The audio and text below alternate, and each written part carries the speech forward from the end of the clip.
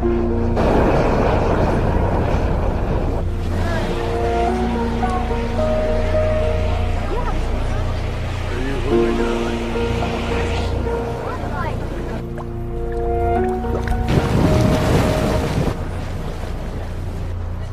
it all happened, many visitors to Yellowstone were blissfully unaware that it was volcanic. After all, where was the cone-shaped volcano, like Mount St. Helens or Vesuvius? They didn't realize that they were actually standing on top of it, that beneath their feet was one of the largest volcanoes in the world. The truth is, we were only just beginning to understand the workings of the park ourselves.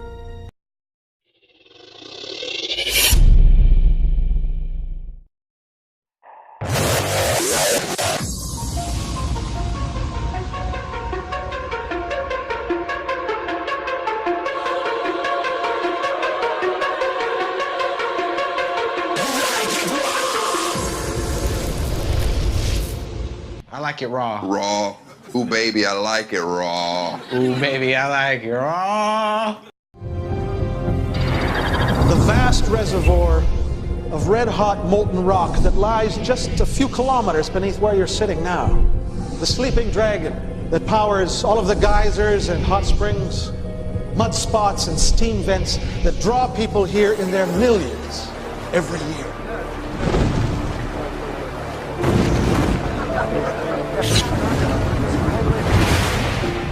Are you serious? Are you serious? Get some coffee, everybody. Calm down in Yellowstone.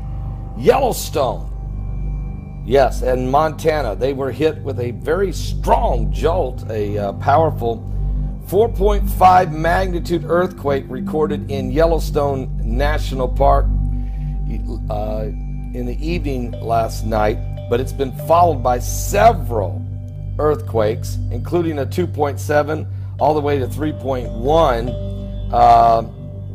Here's the whole thing. It's very shallow, very, very shallow. Let me give you an update now what's been going on. If you guys remember, 2 days ago, I noticed that there was a 3.7 or so earthquake in Yellowstone there in Montana. And I said, I don't like it. I don't like it. And there was a couple more smaller aftershocks. I kept saying, I don't like it. I don't like it. Don't let this super volcano open up and awake. The first sign of trouble will be increasing seismic activity. The ground would rise as pressure from the molten rock begins to grow. There would be a lot of ground deformation, and then if it was moving up slowly enough, we would actually start seeing large changes in the geyser basins. Yellowstone in northwest Wyoming, land of geysers, mountains, and lakes, is also sitting atop a super volcano. And it just took what scientists describe as a deep breath, causing miles of ground to rise dramatically. So what does this mean? Well, joining us right now is Michio Kaku. He is a physics professor at the City University of New York and the author of the upcoming book, Physics of the Future. Thanks so much for joining us. Glad to be on. So the last time this happened was 640,000 years ago. We're due? We are due. Forget Yogi Bear. Okay, forget Old Faithful.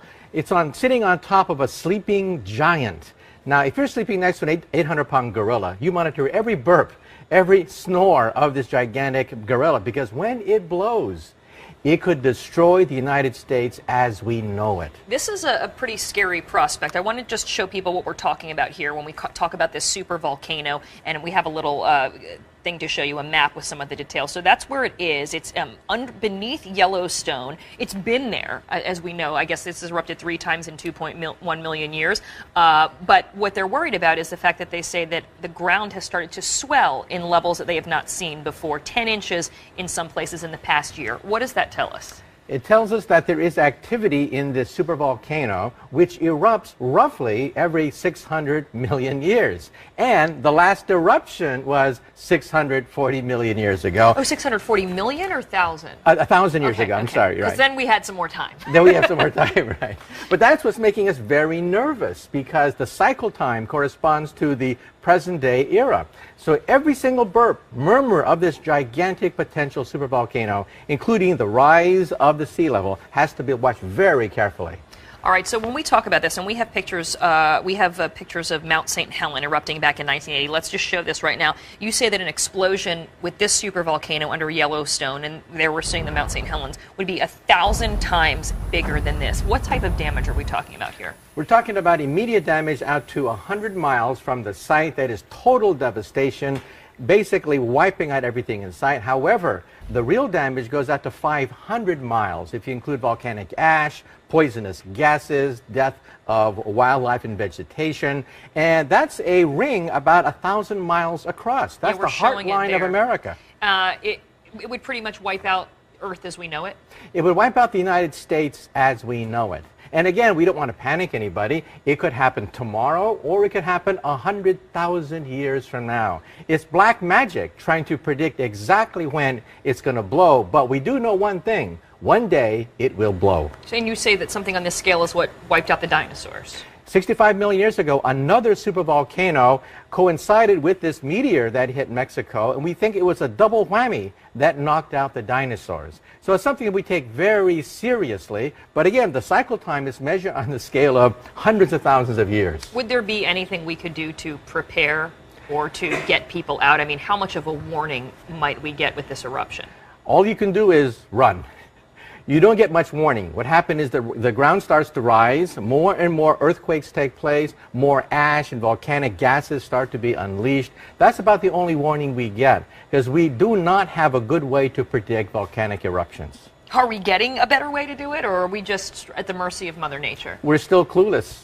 We're still monitoring it very carefully, looking for the warning signs. That's why this sudden rise in the Earth, even though it's not immediately dangerous, is being looked at very carefully, because we have no experience with supervolcanoes. We've seen Mount St. Helens, we've seen Krakatoa, but a supervolcano erupting in our lifetime, we have no understanding of the scope of that thing. We just see the evidence of previous eruptions. It's amazing. So you say it could be tomorrow, it could be in 100,000 years, but it's under there. It's there, and it will happen. At one point, it will destroy North America as we know it. What you gonna do about it, Yogi? I am gonna get out of this park. Here's what's happened in the last 24 hours, all right? There's been several quakes, some of them 4.6 in Indonesia, 4.5 in Fiji. We understand these areas, 4.6 the Philippines, 4.5 Papua New Guinea, 4.2 in Chile, 4.5. This is when it happened. Yellowstone last night, around 6:48 p.m. Mountain Time. Here we go. A 4.5 jolt in Yellowstone National Park, followed by a 2.7. And remember, this 4.5 earthquake that hit Yellowstone in Montana was only 9.4 kilometers deep, followed by a 2.7, then another 2.6, then a 3.1. All of these earthquakes taking place within about a 3-minute period. Then the Philippines had a 4.9, and then here goes Yellowstone, 2.9. And then Arkansas, Harrison, Arkansas then must have felt the jolt, because then Harrison, Arkansas had a quake of 2.9. Then Washington State, over just not too far from the Yellowstone area, had a 3.6. Then we kept going and kept studying what was going on. Alaska had a couple quakes. We had a 4.2 in El Salvador, and a 2.9 in Ferndale, California, 3.3 in Ferndale, California, a 4.3 in Argentina, a 4.7 in Papua New Guinea. Alaska had a couple more quakes of 3.6 and 2.7, and then it happened again. Yellowstone, powerful 2.8, again very shallow. Alaska with a 2.9, Chile with a 4.4, and then Yellowstone just a few minutes ago a 2.7. So we continue to see these quakes. They're not slowing down, folks. Yellowstone National Park, Montana, Yellowstone, Montana is where this quake epicenter is, and the aftershocks continue. And remember, we're dealing here with a super volcano with the potential of an eruption. I'm not saying it's going to happen, but if, and scientists say when it goes, And who knows, that could be what? 100 years from now? 100 days from now? No guarantees on this thing. But it is a massive super volcano that is so large that it would literally destroy the northwest portion of the United States and part of southwestern Canada. That would just be from the initial eruption and the shock waves and the fire and the brimstone, the smoke and the ash would really send the United States and Canada into a dark winter for about 3 years. Vegetation would start dying. You have to understand, we're talking about a cataclysmic, apocalyptic, nearly extinction of this side of the hemisphere. The lava would shatter the Earth's surface with an explosion 10 times larger than Mount St. Helens.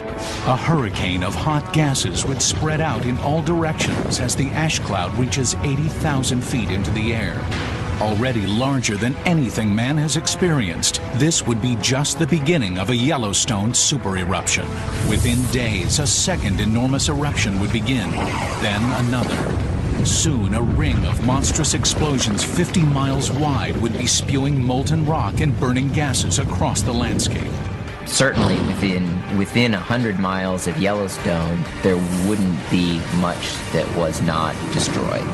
So this is not nothing to play with. And if you're having a 4.5 earthquake followed by a lot of aftershocks right there, you got to watch it. And I said this 2 days ago. Now, I'm not a seismologist. I'm not a meteorologist. I'm not a climatologist.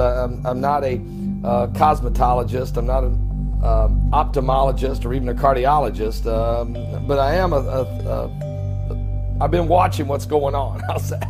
A country preacher in the cornfields of Indiana. I can just tell you, I know what the Bible says. From eschatology is concerned, these are the types of events that the Bible spoke of. Great earthquakes.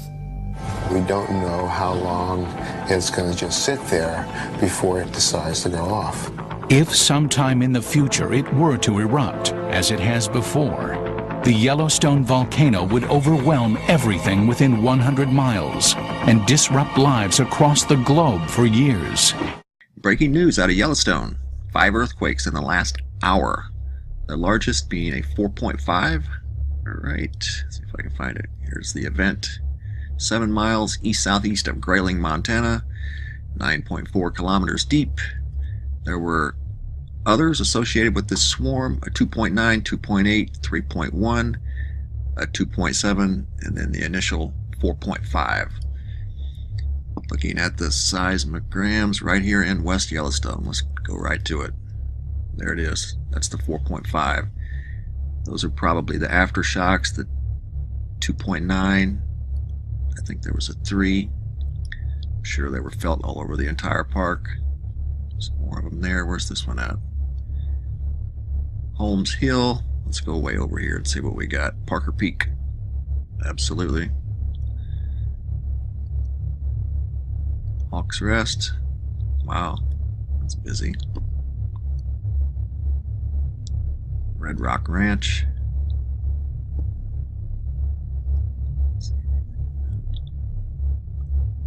Hitchstone. Yeah, it was felt all over the entire park, I'm sure, easily.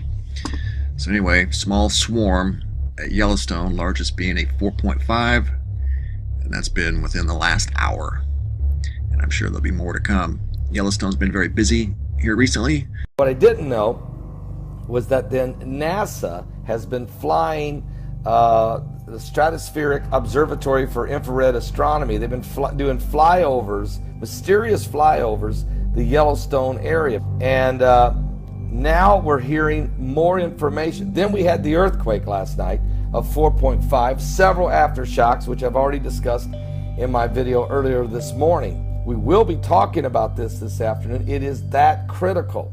Now, let me just share with you 4.5 earthquake, 5 aftershocks. This larger than 2.5 have hit Yellowstone today on this June 16th. They're reporting it, while NASA is flying the world's largest airborne observatory over the supervolcano. So we're not playing. We tell you, is this thing waking up? I brought this up 2 days ago, even before the quake, even before the flyovers, just because I've been watching earthquakes now every day for over 7 years and reporting where every 188th day we had a major quake that hit exactly on the 188th day, 7 times. That was back in 2012 and 13 and so on. So look, we know what we're talking about here, that there is something going on up in Yellowstone. Matter of fact, is the Yellowstone volcano awakening? Well, the mysterious flyovers by the SOFIA over to Yellowstone.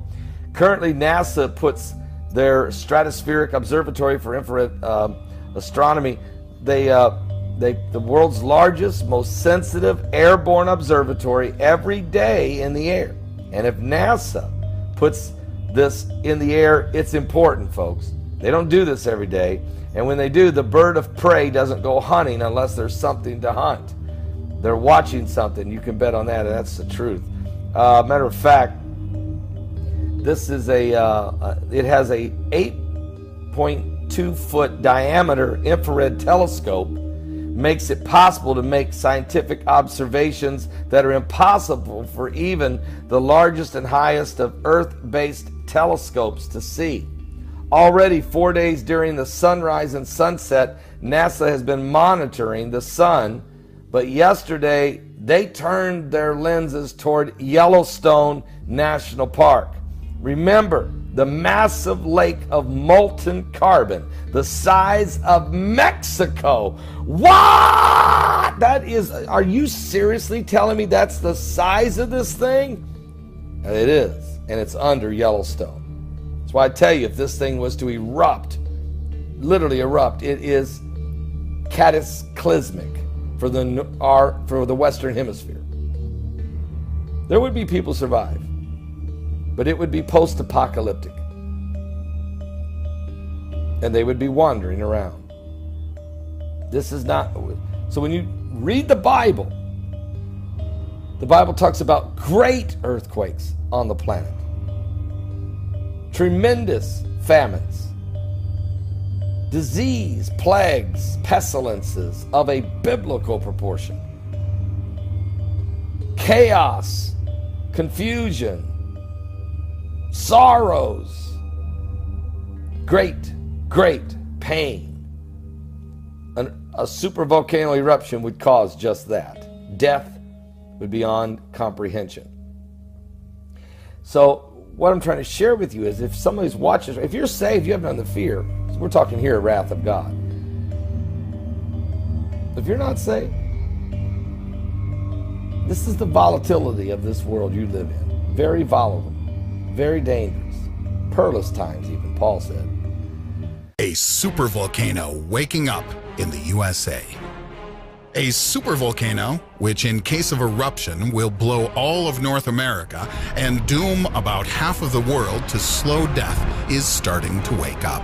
Can't we do anything about it? First, let's decide on what is a supervolcano. It's nothing like a regular volcano, a cone-shaped formation with a vent. It's more of a huge depression with the eruption area covering a few thousand square kilometers. For instance, a supervolcanic eruption on the Indonesian island of Sumatra caused 6 years of sulfuric acid rains. Add to this the dust clouds blocking the sun for quite a while, and you will get a picture very similar to nuclear winter. The supervolcano left no more than 10,000 people on the entire planet. Nowadays, there's also a threat of volcano eruption. There is a supervolcano in Yellowstone National Park, USA, at the height of 2,500 meters. Until recently, it has been considered dormant. On the outside, Yellowstone National Park is covered with a picturesque landscape. Well, on the inside, it is a vast valley filled with molten magma. For thousands of years, magma has been filling huge underground reservoirs, melting rock, becoming so thick that volcanic gases causing eruptions in regular volcanoes can't escape. Thereby, upward pressure from gigantic subsurface molten magma bodies make the surface of the Earth begin to swell. That lasts for hundreds of thousands of years until the swelling explodes. According to scientific data, the period between supervolcanic eruptions constitutes around 600,000 years. Based on that, we are bound to witness the next cataclysm. Originally, researchers scheduled it for 2075, but in summer 2003, strange things began to happen in Yellowstone National Park. The ground temperature rose to the boiling point. There appeared fissures releasing hydrogen sulfide and carbon dioxide, volcanic gases contained in magma. These factors led scientists to believe that magma had escaped from its chamber and is reaching the surface at the speed that has increased by several times. Due to that, the time the volcano was believed to erupt was changed by almost 50 years. While magma is at the depth of 10 kilometers from the mouth of the supervolcano, it's too early to worry. But as soon as it rises to 2 to 3 kilometers, we'll have serious grounds for concern. And we do have grounds for concern. 2003, Norris Geyser Basin is closed for tourists due to increased volcano activity and high water temperature. 2006, the land in the park is found to be rising 10 centimeters per year. 4th of March 2014, the White House ordered the U.S. Geological Agency to restrict access to the information on earthquakes and gas emissions. March 2014, bisons and elks abandoned the park. April 2014, the water temperature in the lakes rose above 20 degrees Celsius. According to scientists, in case of explosion, the picture will be more dramatic than that of apocalypse. It will start with the land in Yellowstone National Park abruptly going up and overheating. And when the immense pressure bursts, caldera, the resulting mouth will erupt thousands of cubic meters of lava that will resemble a column of fire. The explosion will be accompanied by massive earthquake and disastrous lava flows spreading at the speed of hundreds of kilometers per hour. The eruption will last several days. However, people and animals will primarily die not from ash and lava, but from suffocation and poisoning by sulfuretted hydrogen. By this time, the air throughout western regions of the USA will be poisoned so much that humans will last no longer than 5 to 7 minutes.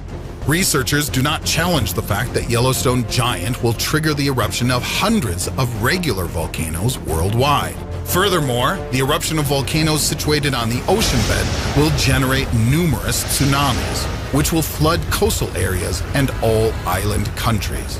What will follow can be described as volcanic winter.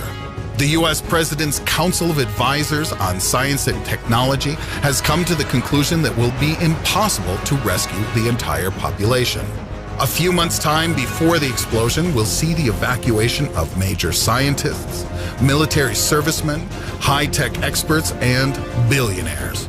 Millionaires are very unlikely to escape due to insufficient space on the Ark. Even now, there are millionaires who are getting rid of their property and moving to the Eastern Hemisphere. Such an Ark will presumably be the African country Liberia. That's where the passengers of the Ark will try to hole up for several years in an underground bunker. So, when will the supervolcano erupt? Nobody knows for sure, but that will be quite a sight. Are you serious? It's getting very serious. Give your life to Jesus Christ, okay? Start walking in the peace. Start walking in the power. Start walking in the blessing and the love of God. Lay your head on your pillow at night and know that you're in the arms of Jesus and that, everything's going to work out. He's coming. He is coming. And it's way sooner than you can ever imagine.